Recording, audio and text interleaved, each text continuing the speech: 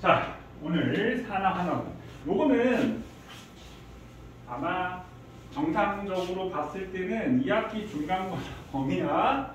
대단원 3단원이고. 근데 여기 있는 요 화학, 요 산화환원하고 우리 다음 시간에 배울 중화반응이, 그러니까 통합각 전체에서 제일 어려운 부분 하면 우리 2단원에서 그 물리 파트 했었던 거 기억나시나요? 중력, 운동량, 충격량하고 그거하고 그 다음에 여기 화학 파트.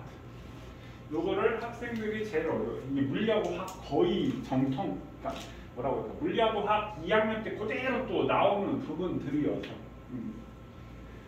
그래서 이 3단원 화학은 선생님 사실 저기 아까 그 선생님하고 상의할 때, 교재 만들면 상의할 때 시간 나오면은 이것도 해요 라고 해서 그냥 이렇게 넣어놓은 건데 선생님 계속 물어봤잖아요. 선생님 진도가 빠르니? 이렇게 물어봤었잖아. 이렇게 또 빠른 건 아니잖아. 근데 우와 충분히 이것까지 지금 할 수 있는 시간 되고 앞에 일단은 문제도 또 충분히 풀 수 있는 시간도 되고 니네가 열심히 해서 그런 거 같아. 숙제도 잘 해오고 꼬박꼬박. 어떻게 지금 겨울방학 통합각 했는데 어렵니? 어려운 거 같아? 그래도 할만하지 않니? 그러니까 아마 처음 들었을 때 느낌이 우와 뭐 중학교 때 생전 들어본 적도 없는 막 그런 얘기들 나와서 막 이렇게 했을 텐데 결국에 그러니까 지금 우리 수업하는 거는 선생님 중간중간에 빠진 부분도 있어. 어려운 것들만 하는 거라서 더 어렵게 느껴질 수도 있으니까 3월달 돼서 학교에서 수업 들으면 와 그래도 겨울방학 동안 통합각 한번 해놓기를 잘했다라는 생각이 엄청 많이 들어요. 아마 통합각을 안 하고 고등학교 1학년 올라온 학생들하고 아마 그 느끼는 기분이, 그러니까 니네가 한번 생각해봐. 학교 가서 3월달 가가지고 통합각 처음 딱 수업 들었는데 그 느낌을 받았다라고 한다면 이제 4월 말에 시험을 볼 텐데 어떤 기분이었을지 아마 충분히 학교 수업 충분히 잘 이해가 되고 충분히 잘 할 수 있는 그런 계기가 될 것 같아. 속으로 지민이 난 아닌데 막 저 새끼가 헛소리하고 앉아있고 그런 눈빛으로 그냥 아니 그래 너는 말해라 나는 모르겠다 막 그렇게 생각하는 사람도 있을 수도 있겠지만 선생님이 봤을 때는 잘하고 있다라는 나는 느낌을 받았거든. 저번에 일단은 문제풀이 하면서. 그러니까 요거는 거의 뭐 보너스라는 느낌으로 이거는 우리 시험 언제 볼 내용이겠어? 10월 달에 볼 시험인지 아주 먼 얘기니까 아마 이게 이해가 안 되는 부분 요인도 있을 게 우리가 화학에 대해서 아직까지 선생님이 사실 이제 그 화학 파트 할 때는 원소기호 분자식, 이온화식 아이들 다 암기시키고 주기표도 다 암기시킨 상황에서 화학식을 다 쓸 수 있는 상황에서 선생님이 다 하는 부분이어서 사실 그 부분을 알아야지 이 부분이 이해가 되는 부분이거든. 근데 대부분의 학생들이 원소기호 분자식, 이온화식 이런 부분들을 중학교 2학년 때 배우는데 그걸 제대로 공부를 안 하고 오는 경우가 많아서 화학이 어렵게 느껴져. 자, 그래서 나중에 통합각을 또 하게 된다면 선생님 화학 반응식 잘 쓸 수 있게 너희들이 외워야 될 뭐 자료들이나 근데 그게 귀찮아. 그걸 외우는 게 아이들이 되게 귀찮아하고 되게 뭐라고 해야 될까? 안 하더라고 잘. 외우지가 않더라고. 근데 영어학원에서 영어 단어 뭐 하루에 막 50개씩 100개씩 시험 치는 거 영어 단어 죽어라고 외우면서 과학 그건 어차피 대학교 가서도 써먹을 내용인데 그걸 외우라고 하면은 죽어라고 안 외우더라고. 그것만 잘 외우면 화학도 별로 어려운 내용 아니니까. 그러니까 화학이 어렵게 느껴지는 거는 자기 기본 지식이 없는 건데 기본 지식이 없다는 거는 그걸 모르는 거. 원소기호, 분자식, 이온화식, 주기율표를 모르기 때문에 그런 거야. 자, 시작을 해볼게요. 전체적인 내용은 산화환원이라는 단어인데 산화환원이라는 화학 반응이야. 화학 반응은 자 그리고 다음 시간에 배울 건 중화 반응. 산과 연기가 만나는 중화 반응에 대한 얘기고요. 자 그럼 여기에서 지금 제목이 딱 산화환원인데 지구와 생명의 역사를 바꾼 화학 반응이라고 되어 있어. 그럼 그 중에 대표적 1번이 광합성이야. 광합성이 뭐지? 광합성이 뭐야? 식물이 뭐 하는 거야? 광합성 이론이 뭐라고 얘기할 거야? 에너지를 생산하는. 식물이 살아남기 위해서 영양소를 만드는 게 광합성이지? 근데 뭘 이용해서 영양소를 만들어? 빛을 이용해서 만드는 거지. 그럼 결국에 뭘 만드는 거야? 쉽게 얘기하면 포도당을 만드는 거야. 포도당 합식이 뭔지 아니? C6H12O6. 포도당을 또 우리 언제 들었을까? 중학교 2학년 때 소화 과정에서 녹말을 엿당으로 분해하고 엿당이 포도당으로 분해돼서 우리가 최종 흡수하는 영양소가 포도당인 거지. 포도당이 기본 단위체질. 포도당 길게 연결되면 이게 뭐가 된다고? 녹말, 탄수화물이라는 녹말이 되는 거고, 아미노산 연결되면 뭐가 되지? 단백질이 되는 거지. 자, 그럼 그 광합성을 통해서 포도당을 만들었는데, 여기서는 포도당을 만드는 게 중요한 게 아니고요. 그 부산물로서 뭐가 나왔어? 보너스로 산소가 나오는 거예요. 그럼 그 산소가 나왔기 때문에 우리는 지금 지표면에서 살 수 있는 거예요. 최초의 생명체는 어디에 있었다고요? 바다에. 그러니까 왜 바다에 있었을까? 바다가 온도가 높아. 왜? 해저 하산 때문에 온도가 높으니까 화학반응이 쉽게 일어날 수 있어서 그 처음에 생명체들이 바닷속에서 만들어진 거예요. 그럼 바닷속에 있는 생명체들이 점점 진화를 하면서 육지로 와야 되는데 육지에 딱 올라오고 빡 나왔더니 빠박 자해져가지고 죽어버리는 거예요. 이 세포들, 살균들. 그럼 그 자외선을 차단하는 게 뭐지? 오존층이지. 오존이 뭐야? O3가 오존이에요. 그러면 이 바닷속에서 광합성을 하는 생명체들이 광합성 세균에 의해서 뭐 생명체들이 만들어지면 산소가 만들어요. 그럼 산소가 점점 지구, 산소는 물에 안 녹거든. 조금 녹긴 하겠지. 잘 안 녹거든. 무극성 기체라서. 그럼 이 산소가 이제 대기중으로 확산이 되면서 자외선을 받아가지고 이 산소에 의해서 오존층이 만들어지게 되고, 오존층에서 자외선을 차단하니까 육지에서 생명체가 살 수 있게 된 거야.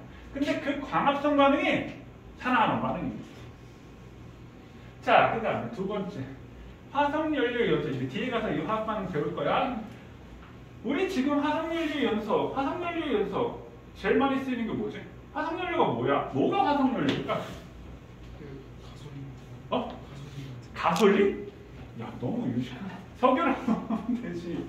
석유가 하나의 가솔린이지. 석유는 그러니까 동물이 썩어서 만들어진 거야. 또 석탄은 식물이 썩어서 만들어진 거야. 그 다음에 천연가스. 이런 것들을 우리가 화석연료라고 얘기를 합니다. 그래서 석탄, 석유, 천연가스를 연소를 통해서, 그럼 연소했을 때 좋은 점이 뭐가 있을까? 뭐 불을 사용할 수 있게 됐다, 뭐 이런 식으로 뭐 생각할 수 있지만, 이 연소 반응 자체가 산화하는 반응이에요. 그럼 연소했을 때 엄청난 에너지가 나와. 우리 앞에서 그거 배웠지. 연소하고 호흡은 어때? 화학적 메커니즘이 똑같다라고 얘기했어. 연소는 근데 한꺼번에 에너지를 내놓는 거고, 호흡의 결과 ATP 에너지를 만들어서 단계적으로. 그래서 선생님 에너지 합해라고 얘기했지. 현찰을 이용했지. 호흡의 결과 ATP 에너지 자체는. 그래서 그 엄청난 에너지를 갖고 다른 화학 반응을 만들 수 있게 된 거예요. 그래서 그걸 갖고 여러 가지 일상생활에 쓸 수 있게 된 거고요. 철의 재료. 자, 우리 철이 우리나라도가 아니라 우리나라가 제철 산업이 세계 아마 세 번째 안에 들어갈 거예요. 그러니까 철을 생산하는. 그러니까 우리나라가 철이 많아서 철을 많이 생산할까? 그게 아니고 우리나라는 철광석이 있긴 있지만 우리나라 그 철을 생산하는, 그러니까 우리가 말하는 철을 생산하는 데는 그 철광석이 굉장히 부족해. 그 철광석 자체가 산화철, 그러니까 철이 녹슬어 있는 거야.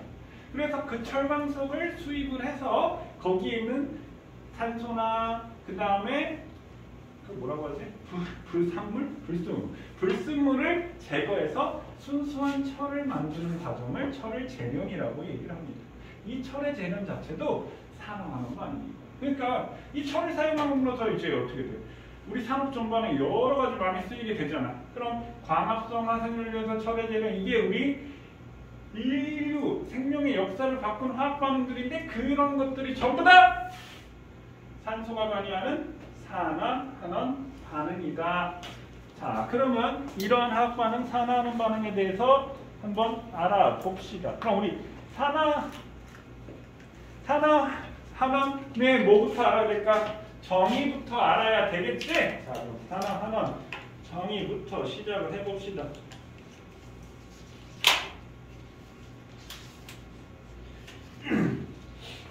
자, 산화환원의 정의. 자, 여기 지금 몇 가지 측면이 있어? 세 가지 측면이 있네. 산소, 수소, 전자. 이렇게. 자, 일반적으로 우리가 산화가 되었다라는 말은요, 이렇게 생각하면 돼요. 산소화가 되었다라고 생각하면 됩니다. 산소화가 되었다라는 말은 내가 산소처럼 됐다는 얘기야. 그럼 내가 산소처럼 되려면 내가 산소가 많아야 돼, 적어야 돼? 많아야 되겠죠. 그러니까 산소를 얻으면 산화가 되는 거야. 자, 환원. 우리 환원이라는 말, 나의 전 재산을 사회로 환원하겠다. 환원할 재산도 없고. 나도 전 재산, 돈 많아가지고 전 재산 사회에 환원 한번 해보고 싶다. 자, 환원한다는 말을 어떻게 다시 돌려준다는 얘기지? 그러니까 반대 의미라고 생각하면 돼. 산화와 환원은 반대 의미야. 그럼 산소를 얻었으면 환원은 뭐가 되겠어? 산소를 잃으면 산화가 되는 거야. 자, 그 다음에 전자와 수소는 한꺼번에 같이 같은 의미라서 한꺼번에 같이 묶어서 생각하면 돼요. 자, 산소를 얻었으니까 전자, 수소를 잃으면 전자나 수소를 잃으면 산화가 되고 전자나 수소를 얻으면 환원 반응이라고 얘기를 합니다. 그럼 선생님이 이따가 철회재련에서 나올 텐데 이거 이제 대표적인 산화 화학 반응식 한번 쓰고 산소 한번 뒤에 나오나? 요거 써놓고 한번 볼게요. 자, 보세요. 자, 예를 들어서 Fe2O3라는 물질이 있어요. 이게 철강석이야. 뒤에 가서 우리 다시 얘기를 할 겁니다. 자, Fe2O3가 있는데 볼륨님? Fe2O3가 있는데 자, 세계일상 화학 방식 한번 써볼게요. 그럼 이렇게 되고 얘가 이렇게 되고 이렇게 됐다라고 얘기를 해봅시다. 이렇게.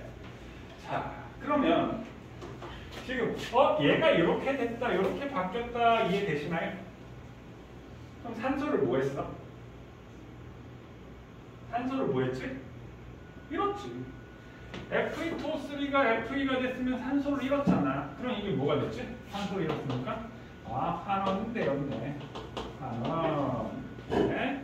자, 그 다음에 일산화탄소 CO가 CO2가 됐어. 산소가 하나 있었는데 산소가 두 개가 됐네. 그럼 이건 무슨 반응이 일어났어? 산소를 얻었으니까 산화 반응이 일어났네. 자, 이렇게 우리가 화학 반응식에서 산소를 잃고 얻음으로써 산화와 환원 반응이 일어났다라고 얘기를 합니다. 산소 요거 이해되셨나요? 전자, 수소는 뒤에 가서 선생님이 설명할 거고 정의는 그때 가서 다시 우리가 보면 될 거예요. 자, 산화는 이해되셨나요? 산소를 잃고 얻었다. 자, 그런데 선생님 여기서 하나 다시 설명을 할 게 있는데 뭘 설명할 거냐면 자, 우리가 소화가 안 될 때 뭐 먹지? 소화가 안 돼. 그럼 뭐 먹어? 소화가 안 될 때 우리 뭐 먹지? 소화제 먹지.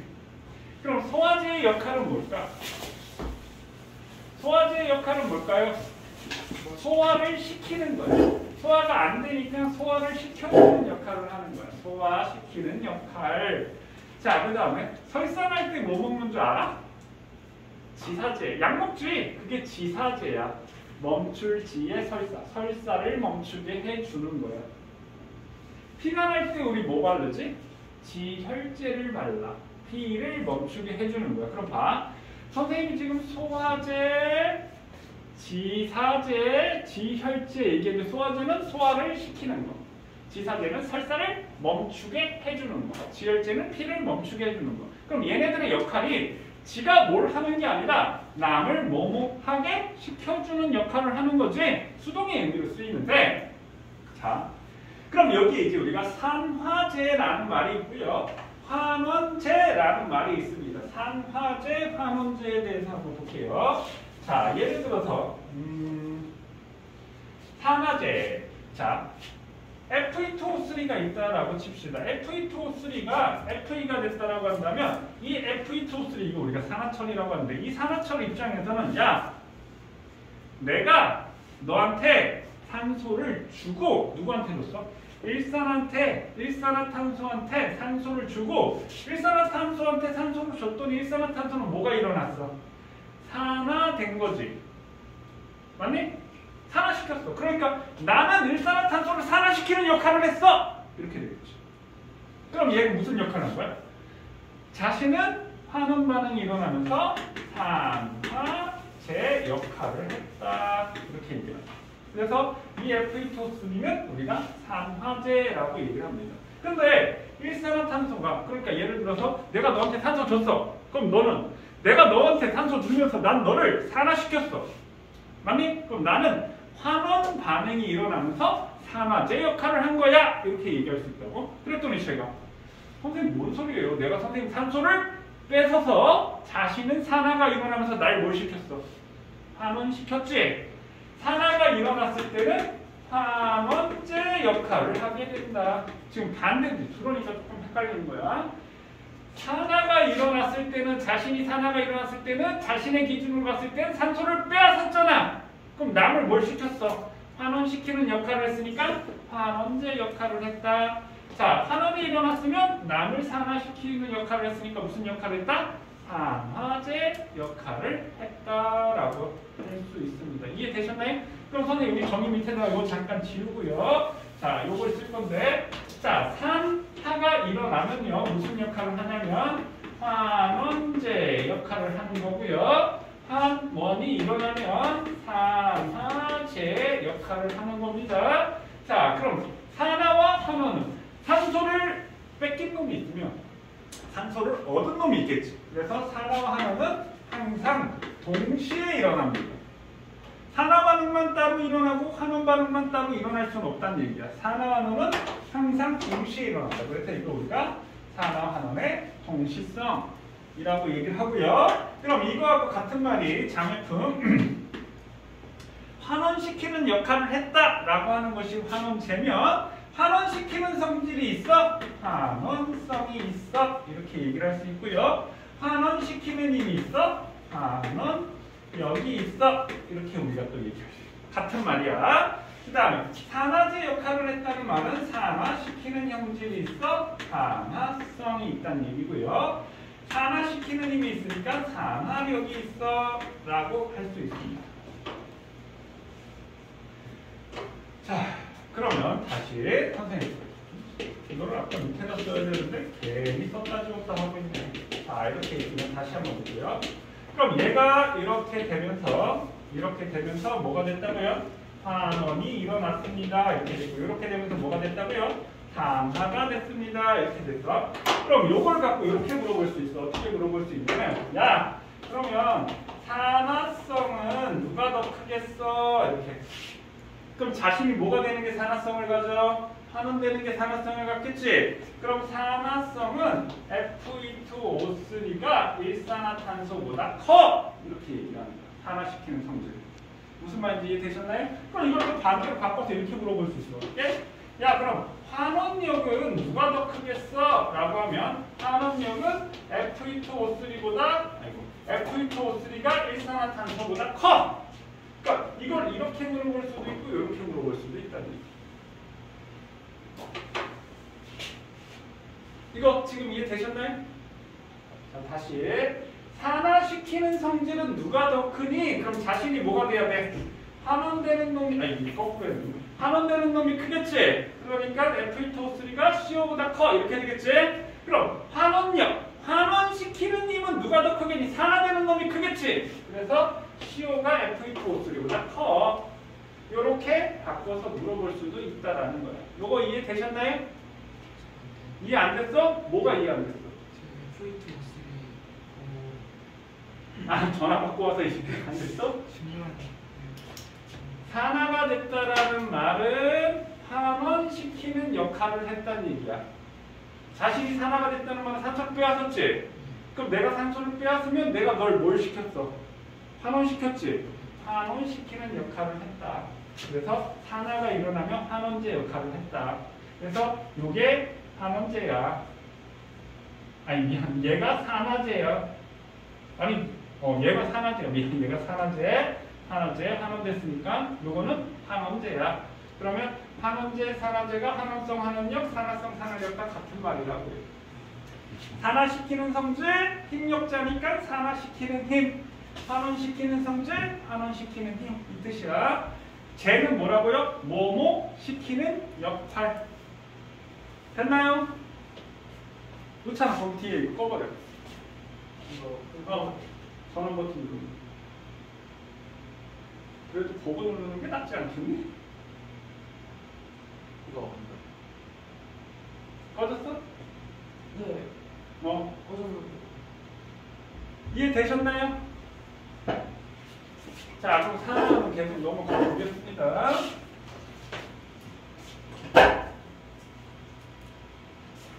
이 시간에 졸리는 거는 좀 너무하지 않니? 이 시간이 제일 팔팔한 시간 아니야? 지민아 화이팅. 자, 그다음 봅시다. 산화구리2와 탄소의 반응 이렇게인데, 자 여기부터 보세요. 자, 여기 지금 빨간색 보이시나? 얘는 순수 구리야. 구리. 자, 구리를 가열을 해준 거야. 구리를 가열해줬다는 말은 구리를 산화시켰다, 연소시켰다 이렇게 돼. 자, 그래서 요 구리 색깔은 붉은색이야. 구리 이 붉은색인데 이 색깔이 붉은색에서 검은색으로 바뀌었어. 그럼 구리 원래 색깔이 붉은색이었는데 검은색으로 바뀌었다는 말은 얘는 화학 반응이 일어났다는 얘기인데 여기서 화학 반응이 구리하고 산소하고 반응하면 산화구리 이렇게 돼. 근데 왜 산화구리가 Cu인지 혹시 아시나요? Cu는 2 플러스고 산소는 2-기 때문에 총 전하량 합 0 맞추면 산화구리라는 화학식이 CuO가 되는 거야. 이온화식 때문에. 자, 그럼 이 산화구리가 검은색 산화구리로 바뀌었어요. 이렇게. 그럼 이 검은색 산화구리를 여기다가 집어넣고 여기에 이제 검은색 산화구리 이렇게. 자, 검은색 산화구리를 여기다 넣고요. 여기다 뭘 섞어줬냐면 탄소가루를 섞어줬어. 여기서 탄소가루는 흑연을 얘기하는 거, 흑연. 오케이? 흑연. 자, 산화구리하고 탄소를 반응을 했더니 여기 봐봐. 석회수가 뿌옇게 흐려졌어. 그럼 석회수가 뿌옇게 흐려졌다는 말은 이거 우리 초등학교 때부터 배우지 않니? 날쌘 집어넣거나 뭐 이렇게 하면 그럼 어떻게 돼? 이산화탄소가 발생을 했다는 얘기지. 이산화탄소가 발생을 했어. 그럼 이산화탄소가 나왔네? 그럼 얘가 CO2가 나왔다는 얘기야. 이해되셨나요? 그러면 CO2니까 산소 2개 있어야 되니까 여기다 2를 붙이고 그럼 이렇게 화학 반응이 정해지는데 그럼 얘가 이렇게 됐지. 그럼 산소를 잃었네? 그럼 이거 무슨 반응이야? 환원 반응 이렇게 됐고요. 그 다음에 얘는 산소를 얻었네? 이거 무슨 반응이야? 산화 반응. 그럼 환원이 일어나면 얘를 우리가 무슨 역할을 했다라고 한다? 산화제 역할을 했다라고 얘기를 하고요.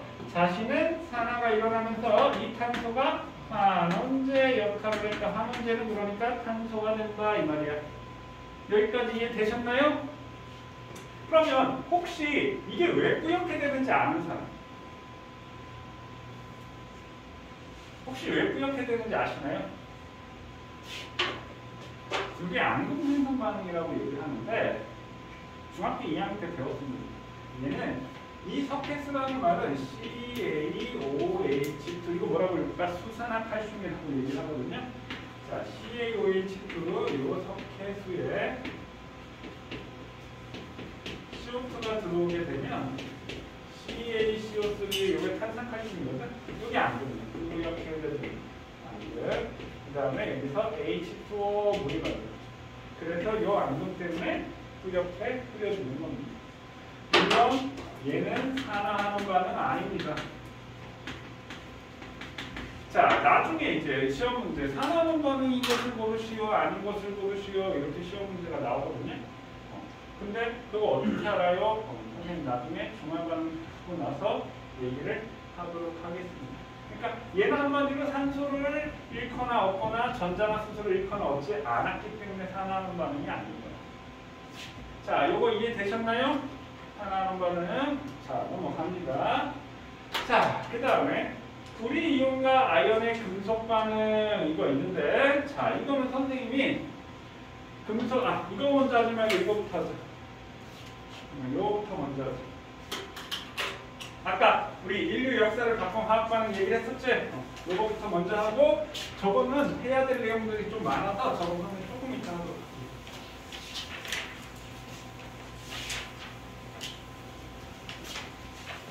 자, 그 중에 강합성.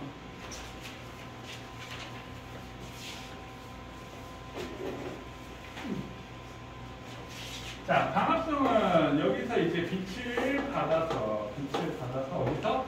연목체에서 이렇게 일어나는 것을 우리가 강합성이라고 얘기를 합니다. 자, 우리가 뭐 만든다고 했지? 포도당을 만든다라고 얘기를 했어. 그럼 선생님이 여기 화학 반응식이 적혀 있지만 우리 한번 볼게요. 자, 선생님 쓰는 방법 알려줄 테니까. 광합성이 이산화탄소하고 물을 갖고 만든다는 건 알지? 이산화탄소하고 물을 섞어서 포도당을 만드는 건데 포도당 C6H12O6를 만드는 거야. 이해되셨나요? 포도당. 그러니까 포도당이 이것들은 우리가 알면 우리가 화학방식 쓰는데 도움이 돼. 그럼 이쪽이 탄소가 6개니까 여기도 탄소가 6개여야 돼. 수소가 몇 개야? 12개니까 물이 6개의 분자가 필요한 거예요. 그래야지 12개 되겠지? 자, 그러고 봤더니 탄소가 몇 개야? 12개 맞나요? 여긴 탄소가 몇 개야? 6개 맞나요? 총 18개야. 그럼 총 18개의 탄소 중에 여기에 몇 개가 들어갔어? 6개가 들어갔으니까 탄소 몇 개 남았어? 12개 남았지. 그래서 U2 보너스로 탄소가 발생하게 되는 거지. 이해됐나요? 자, 그러면 얘 같은 경우는 우리가 뭘로 보냐면, 잘 봐.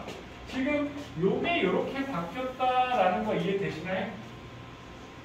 자, 그 다음에 얘가 이렇게 바뀌었다라는 거 이해되시나요? 이렇게. 자, 그럼 얘는 이렇게 바뀌면서 수소를 뭐 했어? 얻었지. 맞니? 얘는 수소를 잃었지. 얘는 수소를 잃었으니까 이건 산화 반응이 일어난 거고요. 얘는 수소를 얻었으니까 산화 반응이 일어났다. 전자나 수소를 잃으면 산화야.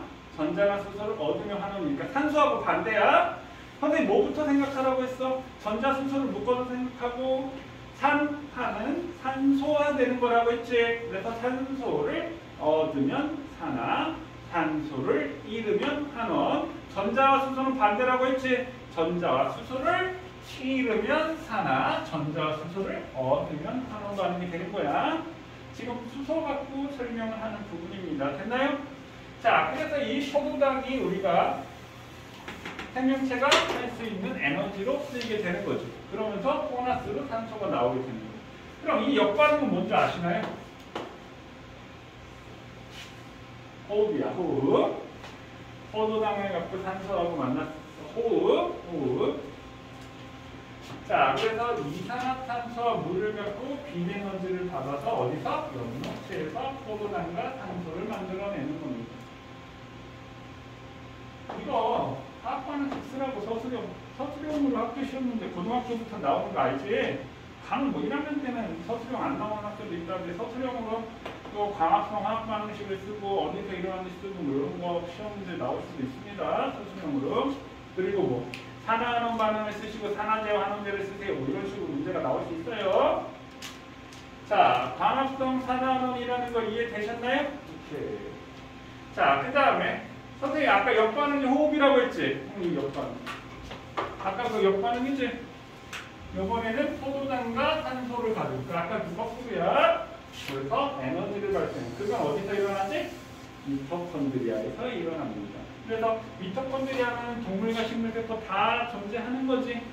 그 다음에 영역체는 식물세포에만 있는 거고요. 자, 넘어갑니다. 자, 그 다음에 이거는 화석연료의 연소 반응이에요. 그 중에 화석연료, 요 CH4가 메테인이라고 합니다. 메테인. 선생님, 메테인이. 선생님, 아까 화석연료 뭐라고 했지? 석탄, 석유, 천연가스라고 했지. 이게 천연가스라고 합니다. 그럼 천연가스 어디다 쓰는 줄 알아? 이게? 도시가스. 버스 그것도 천연가스. 요즘 버스 천연가스 CNG라고 적혀 있지 않니? 천연가스가 LNG야. LNG가 천연가스거든.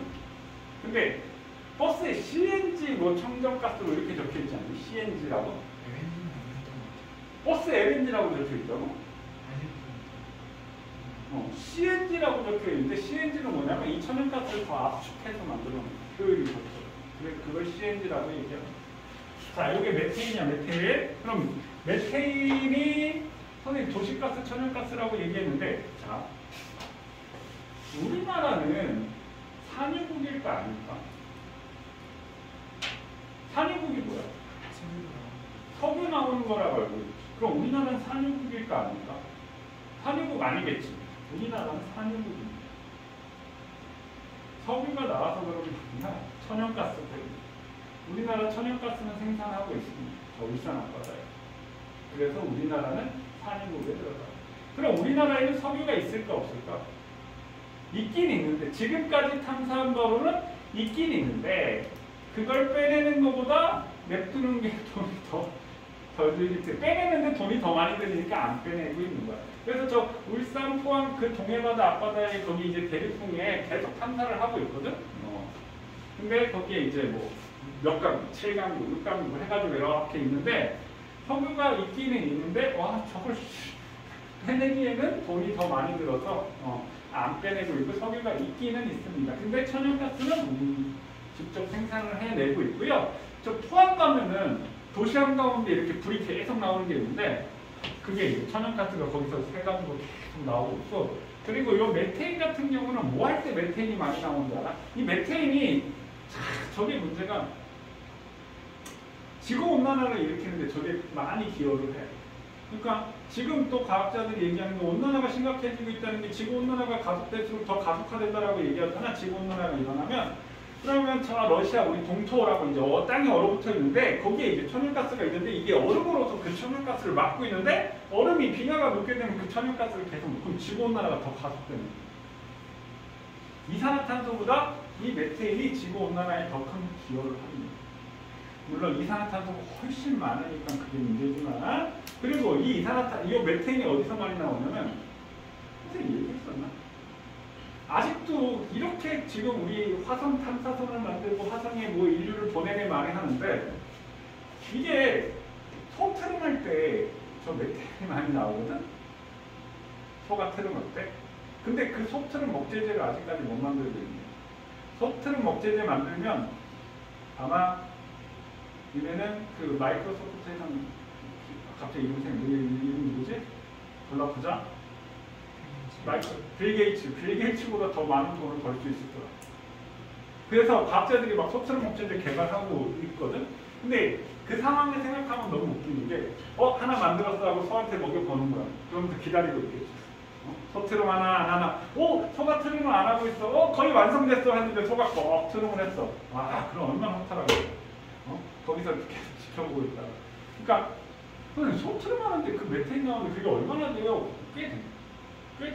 그러니까 저기 뭐 남미나 호주 이런 데는 소를 막 대량으로 사육하고 그러잖아.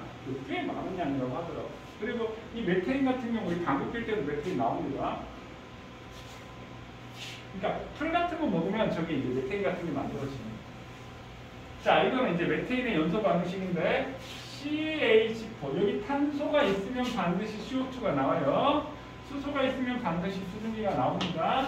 그럼 얘는 이렇게 됐네. 그럼 요거는 우리가 뭐가 되겠어? 산소를 얻었다라고 할 수도 있고 수소를 얘는 뭐가 되겠어? 수소를 얻었지? 그러니까 이거는 안 온대요.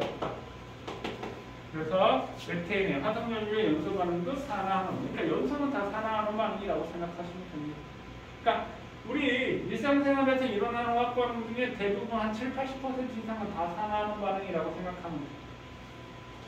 넘어갑니다. 자, 그 다음에 이제 철의 재련. 지금 우리 뭐 하고 있는 거야? 우리 뭘 하고 있지? 지금? 아까 인류 문명을 바꾼 화학 반응 했잖아. 지금 그거에 대해서 하고 있지. 광합성도 산화하는 반응이고, 그 다음에 천연가스, 그러니까 우리 화석연료도 연소도 산화하는 반응이고, 철의 재련도 산화하는 반응인데, 이 철의 재련은 선생님 100% 시험 문제 나온다고 장담할 수 있습니다. 이거는 우리가 화학 반응식도 기억을 해놓는 게 좋을 것 같아요. 자, 이게 용광로야, 용광로. 용광로. 자, 용광로. 그러면 우리가 철광석이 이렇게 있다라고 한다면 이 철광석 자체가 산화철이에요. 산화철. 그러면 얘를 수입하다가 우리가 순수한 철로 만드는 과정, 이게 우리 재련이라고 얘기합니다. 재련. 제철소에서 이런 과정이 일어나겠지. 이 철광석 산화철 자체는 Fe2O3에 SiO2가 이렇게 이 불순물로 배이되어 있는 상태가 된 거고요. 그 다음에 Fe3O4에 SiO2가 배이되어 있는 상태에서 여기서 철을 얻어내는 거야. 그래서 얘를 적철석이라고 얘기를 하고요. 얘를 자철석이라고 얘기를 합니다. 그러면 여기서 우리가 철을 얻어내기 위해서는 어떻게 해야 돼? 이거 없애야 되겠지, 이 상황에서. 그 다음에 또 뭐 없애야 돼? 산소도 없애야지 순수한 철만 얻어낼 수 있겠지? 맞나요? 자, 그러면 없애야 되는 물질이 두 개니까 넣어주는 물질도 두 개야. 우리 선생님 여기 그림을 하나 뺐는데 철강석 코크스 하나 더 넣어줄게요. 탄산칼슘 CaCO3 이것도 여기다 같이 넣어줍니다.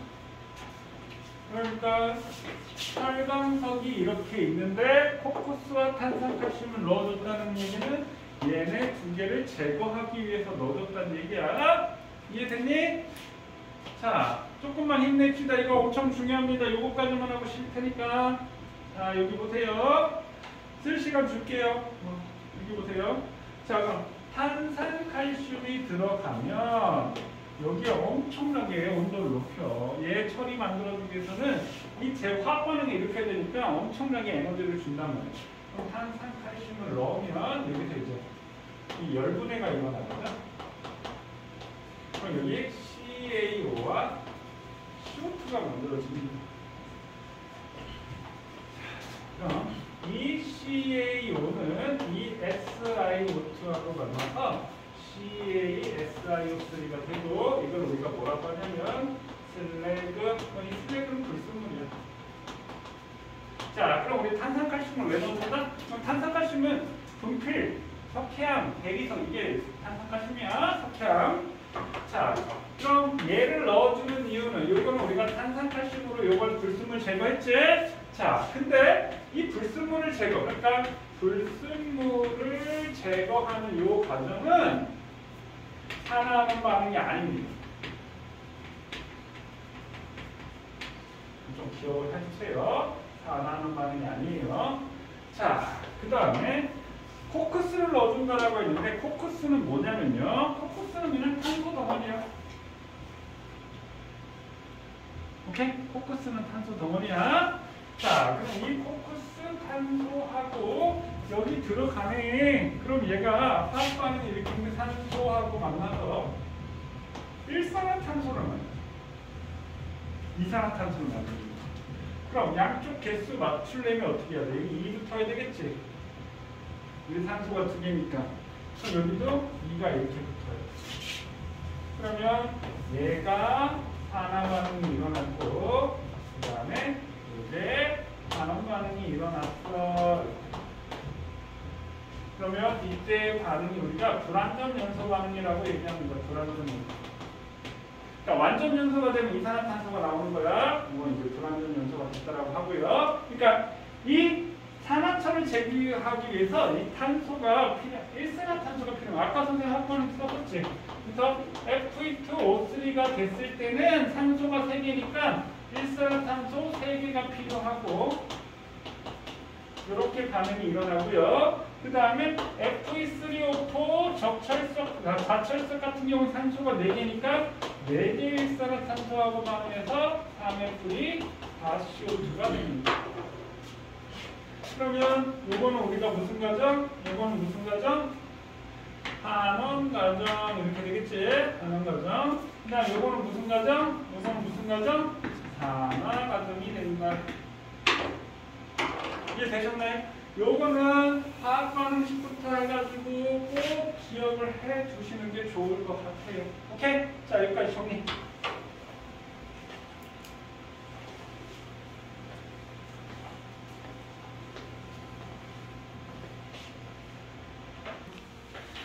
(95쪽에) 처리 대변했고 우리 (94쪽에) 금속의 반응성 이온화 경향부터 선생님이 설명을 했는데 여기는 조금 할 얘기가 많고 만약에 문제가 어렵게 나온다고 한다면 여기에서 굉장히 어렵게 출제될 수 있습니다. 거기서 굉장히 어렵게라는 얘기는 그러니까 선생님이 오늘 당장 이 어려운 문제들을 설명을 하지는 않을 거지만 어려운 문제들을 풀기 위한 기본적인 과정을 거칠 거고요. 그 어려운 문제들은 진짜 설명 들어도 이해가 안 되는 경우도 있을 수 있습니다. 약간 수학적 센스가 굉장히 밝아요. 그래서 이게 금속의 반응성의 양적 관계라고 이름을 붙일 정도로 굉장히 어려운 문제들이 있을 수 있습니다. 그래서 나중에 학교에서 좀 어렵게 나오는 학교들 같은 경우는 그거 굉장히 심화 과정까지 해야지만 될 겁니다. 그럼 선생님 먼저 금속의 이온은 이거부터 먼저 설명을 하고 얘기를 할게요.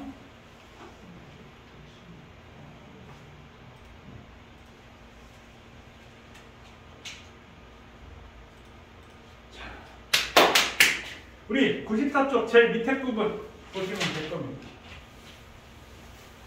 자, 그럼 94쪽 제일 밑에 금속의 이온화 경향이라고 적혀 있나요? 그러면 학교마다 차이가 있겠지만 지금 당장 외우라는 얘기는 아닙니다. 학교 선생님이 이거 외워야 돼 라고 하면 외우셔야 됩니다. 자, 그럼 선생님 이거에 대해 설명을 해볼게요. 자, 여기는 이게 뭐지? 이게 뭐야? 칼륨. 얘는 칼슘.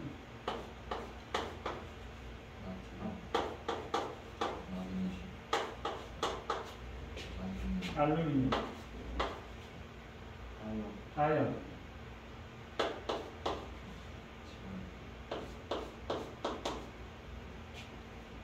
니켈. 이렇게. 근데 요거는 또 잘 모르는 애들이 많더라고. 이거 뭔지 아나요? SN. 수석.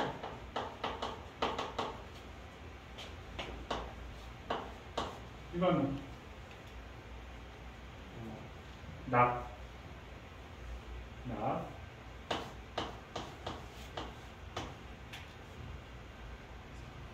크게 써놨어.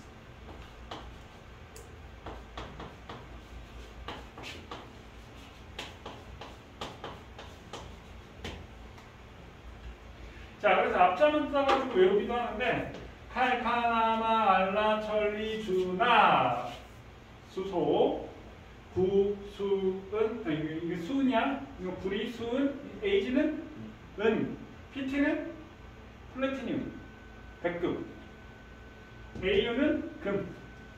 그래서 칼카나마 따라가 칼카나마 알라철리주납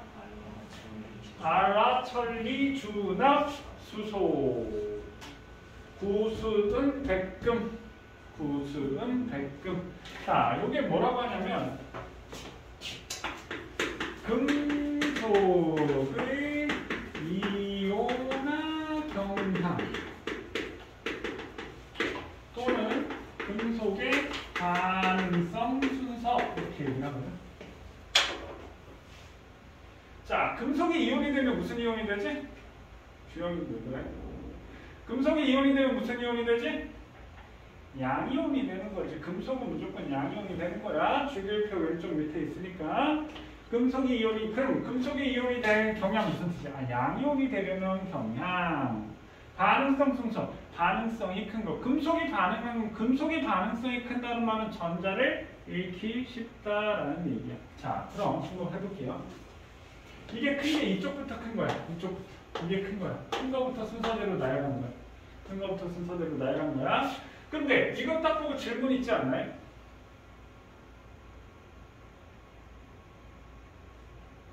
선생님, 금속의 이온화 경향, 금속의 반응성 순서라고 했어.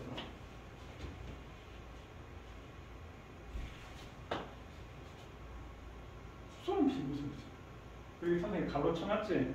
요거는 산이라고 생각하면 돼. 산성. 뒤에 가서 이제 우리 산과 연기 배울 때 산성 배울 텐데, 그러니까 사실 이건 수소이온이라고 생각하면 돼. 수소이온.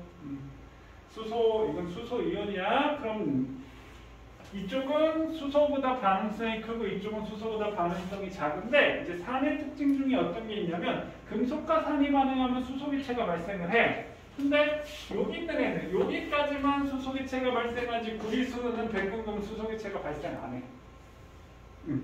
그래서 이게 산이라는 얘기고요. 그러면 이쪽으로 갈수록 뭐가 크다? 이온화 경향이 크다. 반응성이 크다. 그럼 반응성이 크다. 금속이 반응성이 크다라는 말은 뭐 한다는 뜻이야? 전자를 잃기 쉽다. 그럼 전자를 잃으면 뭐가 되는 거야? 전자를 잃으면 산화되는 거지. 산화되기 쉽다. 산화되기 쉽다. 그럼 자신이 산화되면 남을 뭘 시킨다고 했어? 환원시킨다라고 얘기했지. 환원력이 크다. 이렇게 돼. 그럼 여기로 갈수록 이온화 경향이 작다. 반응성이 작다. 전자를 잃기 어렵다. 산화되기 어렵다. 환원력이 작다. 이렇게 생각하면 돼. 선생님, 그러면 저쪽으로 갈수록 환원되기 쉽다요. 산화되기 어렵다라고 얘기를 하는 게 좋을 것 같아. 그러니까 얘네들끼리 반응을 했을 때 이쪽으로 갈수록, 그러니까 얘가 예고되면 환원되기 쉽다는 얘기지. 얘가 산화되기 쉬운 거니까. 근데 산화되기 어렵다라고 생각. 왜 금속은 산화되려고 하지 환원되려고 하지가 않잖아. 그래서 산화되기 어렵다 이렇게 생각하는 게 나을 것 같아요. 이해하는. 자, 요거 이 무슨 말인지 이해되셨나요? 금속의 이온화 경향. 그러니까 선생님 요거 앞에 거 요거 참조해서 보셔야 됩니다. 요거 참조해서. 자, 그러면 한번 시작을 해봅시다. 여기부터. 자, 요거는 그냥 적어 놓도록 할게요. 요거 지워도 되지? 자, 요거는 그냥 칼카나마 알라철리 준합은 선생님이 여기다 적어 놓고 할게요. 자, 구리 이온과 아이온의 금속 반응 이렇게 되어 있는데, 자, 요거는 선생님 반쪽 반응식이라서 별로 마음에 안 들어서 여기다 반응식을 다시 쓸게. 황산구리 수용액에다가 황산구리 수용액, 황산구리 CuSO4야. 여기에다가 아연, ZN을 집어넣었어. 이렇게.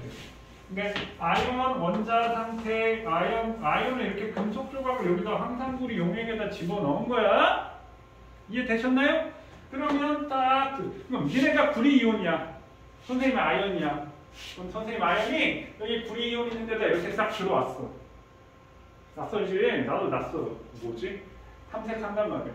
근데 금속들은 전자를 잃고 양이온이 되고 싶어 하는 거야. 그게 반응성이 큰 거야. 그럼 아연하고 구리가 있네. 누가 커? 아연이 크단 말이야. 그럼 내가 아연이라고 했지? 내가 반응성이 크니까 요것들 딱 눈치를 보니까 이 새끼들 나보다 약해 보이네. 그럼 내가 니네한테 똥덩어리를 던지는 거야. 그럼 어떻게 해? 똥덩어리 받을 수밖에 없는 거야. 그 똥덩어리가 뭐야? 전자. 근데 니네는 이미 전자를 잃고 이온으로 존재하고 있는 거야. 전자를 이미 잃고 구리 이온 상태로 존재하는 거지. 구리 이온 전자를 잃은 상태로 존재하고 있는 거야. 나도 전자 줘버리고 싶은데 니네가 나보다 약하니까 내가 니네한테 똥덩어리 던지는 거야. 그럼 니네는 뭐 할 수밖에 없어? 받을 수밖에 없는 거야. 그럼 얘가 ZnSO4가 되고 Cu 금속이 섭출되었다라고 표현을 합니다. 그럼 여기서 아연은 Zn 여기 Zn 2+가 된 거 수용액에서 Zn 2+가 되고 전자 2개 내놨어. 전자를 잃었으니까 4나 됐지? 됐니? 그럼 구리 이온은 요 아이온이 내놓은 전자를 2개를 받아서 금속 구리 상태로 섭출이 됩니다. 이해되셨나요? 되셨나요? 그럼 이렇게 섭출이 되면 어떻게 되냐면 자 여기서 이렇게 되면 여기서 이제 아연이 딱 떨어져 나와. 아연이 떨어져 나와서 아연 이온이 되는 거야. 전자를 이온이 된 거야. 그럼 요 떨어진 자리 이렇게 빈 자리가 이렇게 생기잖아. 요 자리에 이제 구리가 붙은 거야. 그러니까 구리 이온은 요 전자를 받아 여기 가서 붙은 거야. 그래서 구리가 따다다다다다다 이렇게 붙여서 구리가 섭출되었다 이렇게 됩니다. 금속 구리로 섭출되었다. 이해되시나요? 자, 그런데 여기에서 이제 많은 변화가 생겨. 잘 보세요. 자, 요것들은 지금 어디서 일어나는 반응이야? AQ? 수용액. 이렇게 얘기를 하는 거고요. 수용액. 그러니까 수용액. 자, 그 다음에 요것들은 이제 원자로 이렇게 섭출이 된 거지. 자, 그럼 어떤 변화가 생기냐면요. 수용액에서 지금 이온들끼리 교체가 일어났어. 어떤 교체가 일어났어? 아연이 떨어져 나오고 구리가 나갔어. 아연이 들어오고 구리가 나갔어. 그러니까 내가 딱 들어와서 너 나가 하고 내가 딱 들어왔어. 됐나요? 그럼 아연과 구리가 무게가 같나요? 그걸 우리가 원자량이라는 표현을 쓰는데 원자량이 같나요? 안 같단 말이야. 그러면 수용액의 질량이 어떻게 되겠어? 바뀌게 되는 거야. 그래서 여기서 반응이 일어나는데 어떻게 되냐면 여기서는요. 수용액의 밀도 변화가 일어났습니다. 수용액의 밀도 변화가 생겼습니다. 왜? 아연이 지금 5개 있었는데 구리가 5개 있었는데 구리 하나 내보내고 아연이 들어왔잖아. 그러니까 밀도가 뭐분의 뭐야? 부피분의 질량이지. 근데 부피는 안 변해. 수용액의 부피는. 근데 질량 변화가 생겼지. 그래서 밀도 변화가 생겼습니다. 라고 얘기를 하는 거예요. 무슨 말인지 이해되셨나요? 수용액의 밀도 변화. 그 다음에 금속판에 질량 변화가 생겼어요. 왜? 금속판 입장에서는 아연이 떨어지고 그 자리에 구리가 붙었잖아. 그러니까 금속판에 질량 변화가 생겼다는 얘기야. 얘네들은 한 세트가 되겠지. 한 세트. 수용액의 밀도 변화, 금속판에 질량 변화가 생겼어요. 이렇게 되지. 그 다음에 얘 같은 경우는 독특하게 이 황산구리 수용액이 여기 색깔 보이시나요? 푸르스름한 거? 황산구리 용액이 푸른색이야. 그런데 이 푸른색이 연해집니다. 푸른색이 연해졌어? 지금 어떤 변화가 일어났는데? 구리 이온수가 감소했지. 구리 이온수가 감소했지. 그럼 이 구리 이온 때문에 푸른색을 띠게 되는 거예요. 그러니까 황산구리 수용액의 색깔이 푸른색을 띠는 이유는 누구 때문에? 구리 이온 때문에 푸른색을 띈다고요. 근데 구리 이온이 자꾸 금속 원자 구리로 바뀌었잖아. 붉은색 구리로 바뀌었잖아. 그럼 구리 이온 수가 어떻게 되겠어? 줄어들겠지? 오케이? 구리 이온 수가 줄어드니까 푸른색이 연해지는 거야. 색깔 변화가 생기는 거야. 용액의 색깔 변화가. 이해되셨나요? 자, 그 다음에 여기에서는 황산이온 하나, 구리이온 하나가 있었으니까 총 이온수가 몇 개가 있어? 2개가 있었어. 근데 여기에서는 아연이온 하나, 황산이온 하나로 바뀌었으니까 총 이온수가 몇 개가 됐어? 2개. 그러면 이온수의 변화는 없습니다.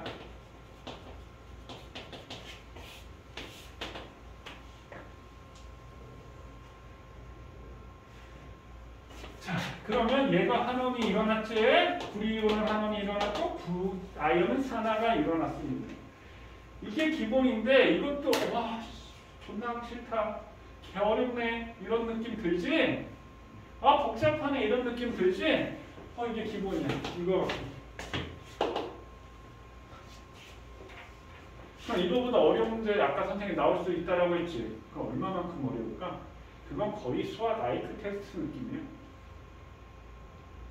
아마 나중에 니네가 3단원 할 때쯤 이 문제를 선생님이 소개를 할 거야. 그러면서 이제 나눠주겠지. 이 문제를 풀어야 할 학생과 이것도 풀지 않아도 될 학생들을 나눠서 또 해야 되겠지. 1등급 목표로 하고 하는 학생들은 그런 문제까지 푸는 거고 저는 대충 한 8, 90점만 받으면 돼. 그럼 그런 문제 안 풀어도 돼. 자, 여기까지 정리되셨나요? 정리됐나요? 다 정리했어? 넘어갈까요? 선생님, 이 이온수 변화했는데 다음에는 이온수 변화가 안 일어나는데 다음에 이제 이온수 변화하는 게 그 이온수 변화 때문에 어려운 거예요. 근데 선생님이 말하지만 그 어려운 문제까지 나올 수도 있다라고 했는데 나올 확률은 내가 봤을 때 5% 미만이야. 5% 미만이야. 그거까지 내면 정말 미친 거야. 그 옛날 고3 수능에서 나왔던 문제들이거든. 근데 학교 통합과학 선생님이 화학을 전공하셨다. 그럼 이 화학 여기서 이제 더럽게 어렵게 될 거예요. 그러니까 그 자사고나 특목고 같은 경우는 그런 문제를 내더라고요. 전국 단위 자사고, 상산고, 북일고, 안산, 동산고 이런 데 있잖아. 전국 단위 자사고. 그런 데는 이런 문제까지 다 출제를 합니다. 그러니까 물리화학이 어렵다라는 얘기가 그 물리화학이 고3 수능 문제까지 범위가 확 늘어나요. 근데 웃기는 게 요즘 외고 별로 인기 없지. 외고 요즘 개나 소나 다 가는 것 같은데. 그러면 안 되나? 외고 애들이 발전하려나? 옛날에는 선생님 외고 애들에 대한 신뢰가 좀 있었거든요. 외고 애들은 착실하고 공부도 기본머리도 있고 참 잘한다라는 느낌이 있었는데 요즘 외고 애들 보면 진짜 과학은 더럽게 못하네. 진짜 이런 생각밖에 안 나요. 그래서 외고 애들은 왜 이렇지 봤더니 개나 소나 다 가더라고. 우리 학원에 중3 애들 보면 공부 더럽게 못하고 공부 더럽게 안 하는 애가 자기 외고 간다고. 몇 깝치고 있는 꼬라지 보고. 우리 외고도 이제 옛날 외고가 아니구나. 친구들 보면 외고 간 친구들 보면 공부 못하는 친구들도 같이 앉아요. 2달라고 막 그랬다고 하는 것 같은데. 외고 애들 진짜 과학 더럽게 못하는 건 또 이런 얘기하면 안 되나? 외고 애들 아무튼 일반고보다 과학 더 못하는 것 같아요. 자, 다음 거 하겠습니다. 다 정리됐어요? 그 다음에 또 한번 해볼게요. 지웁니다. 아이고. 이거는 선생님. 구리, 순, 구순, 백순, 요건 냅둔다고 했으니까 은 때문에 냅둬야 돼요. 자, 이거는 지울게요.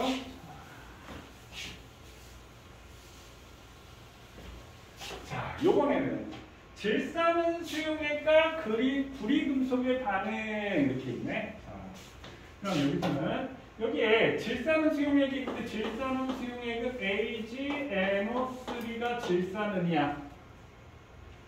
Ag는 일가 양이온이고 질산이온. 이거 질산이온이라고 하는데 이건 NO3 마이너스야. 이건 아까 얘기했다가 안 했는데 아까 항산구리에다가 아연을 넣었고 ZnSO4가 됐고 CU가 됐지. 아까 이거였어. 그럼 여기 항산이온 자체는 SO4 여기 그대로 남아있는 거야. 이걸 구경꾼이온이라고 얘기합니다. 아무 변화가 없으니까. 항산이온은 그대로 있는 거야. 항산이온 이온 상태로. 그럼 여기서도 질산이온에서 질산은 수용액에서 이 질산이온은 그대로 존재하는 거예요. 자, 그럼 보세요. 얘가 구리 조각을 넣었어. 금속 구리를 넣었어. CU를 넣었어. 근데 니네가 알아야 될 게 구리는 아까 선생님 2+라고 했었지? 질산이온은 그냥 마이너스야. 얘 합방이라면 질산구리가 되면 CU, NO3, 2 이렇게 되는 거야. 이렇게 AQ, 수용액은 이렇게 되는 거야. 그럼 여기에 AG, 은이 이렇게 석출돼. 왜냐하면 잘 봐. 자, 니네가 이제 은이온이야, 은이온. 요번에 니네 은이온이야, 은이온. 내가 구리야. 싹 들어왔어. 이 새끼들 이것들 보니까 좀 어리망망하긴 한데 어리버리한데 약해 보이는군 하면서 내가 똥덩어리 줬어. 그럼 얘는 받을 수밖에 없는 거야. 왜? 뿌리은 누가 반응성이 커? 뿌리가 반응성이 크지? 반응성이 크다는 뭐라고요? 전자를 잃기 쉽다. 그럼 내가 전자를 잃어버렸어. 그럼 니는 그 전자를 받을 수밖에 없는 거야. 그럼 봐. 여기 질산이온이 2개지? 질산이온 2개여야 되니까 여기 2를 써줘야 돼. 그 다음에 은이 2개니까 여기 2 써줘야 돼. 양쪽 반응물과 생성물의 원자의 종류와 개수가 같아야 되기 때문에 이렇게 써줘야 돼. 이해되셨나요? 자, 그러면 자, 요거 잘 보세요. 여기서는 구리 자체가 하나가 산화돼서 전자를 잃으면 구리 이온은 Cu2 플러스가 되는 거야. 전자 몇 개씩 나와? 2개씩 나와. 근데 은은 일가양이온이야. 얘 하나당 2개씩 나오니까 은이 2개씩 없어져. 은이 2개씩 석출된다는 얘기지. 하나가 되고 한원이 되고. 그러니까 아까 구리하고 아연에서는 내가 아연이야. 근데 구리지. 이 구리 이온이 구리로 석출되기 위해서 똥덩어리 몇 개 받아야 돼? 2개 받아야지 하나가 석출이 되는 거야. 근데 내가 이온이 될 때 어떻게 2개를 더 쳤지? 그럼 이 2개 1대1 교환이야. 그러니까 이온이 하나 되고 이온이 하나 없으니까 이온수가 안 변한 거야. 근데 요번에는 내가 구리인데 구리 들어와서 똥덩어리 2개를 더 쳤어. 근데 한 놈이 하나만 받으면 은으로 석출이 돼. 그럼 내가 2놈을 없앨 수 있겠지. 내 하나가. 그러니까 은이 2개가 석출이 된 거야. 개수 변화 이해되시나요? 그러면 여기서 구리가 하나가 나가면 은이 2개가 붙어. 자, 다시 선생님 여기다가 이렇게 했어. 이게 구리야. 구리 이온이 하나가 떨어져 나오면 자, 여기 떨어져 나온 곳에 은이 2개가 붙어버린다고. 은이 2개가 붙어버린다고. 이해되셨나요? 그럼 원래 이온이 2개 있었는데 이온 2개가 없어지고 이온 하나가 됐지? 그럼 수용액의 이온수는 어떻게 될까? 감소하게 돼요. 그래서 여기에서 변화를 보면요. 자, 구리 이온이 생겼으니까 자, 이온수는 어떻게 될까요? 감소하게 되고요. 자, 여기서는 이온수는 감소하게 되고요. 수용액의 밀도 변화가 생기고, 이게 어렵게 나오면 밀도가 증가하는지 감소까지 하는지 그것까지도 어렵게 나오면 그렇게도 나올 수 있어. 수용액의 밀도 변화가 생기고 금속황의 질량이 변화가 됩니다.